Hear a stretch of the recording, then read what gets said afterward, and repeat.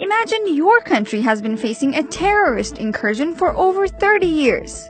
Your Western and European allies have condemned the attackers, recognized the group as terrorists, and offered their support to you. Now, a few years ago, a new, bigger, and even more widespread threat has surfaced. One who has attacked you and your strong allies. So, what does one of your best allies do? Arm and train your longtime enemy in order to fight the new bad guys, and then let them settle up right next to you. You see why Turkey's upset. That's what's happening right now on their southern border with Syria, where the YPG control 65% of the Turkey-Syria border. The US says that Turkey should concentrate on attacking Daesh, but Turkey sees the YPG buildup as a greater long-term threat. Here's some background. In order to fight Daesh, also known as ISIS, in Syria a few years ago, the US armed and trained a group of mostly Kurdish rebels going by YPG, who later changed their name to SDF. More on that in a second.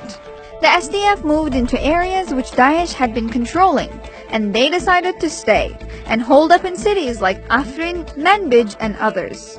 Some areas previously controlled by Daesh are now swarming with SDF fighters. So, who is the SDF? They formerly called themselves the YPG, who the Turks would say equated to the PKK. You're dealing with a terrorist enemy of mine. How can you do that, ally?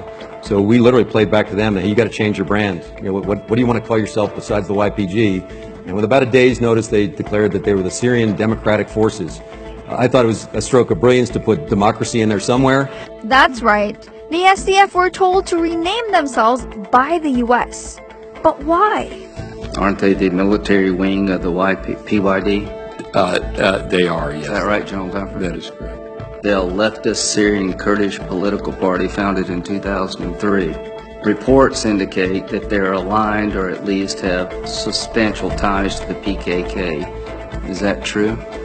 Yes, we have. Is the PKK a terrorist organization in the eyes of the Turkish government?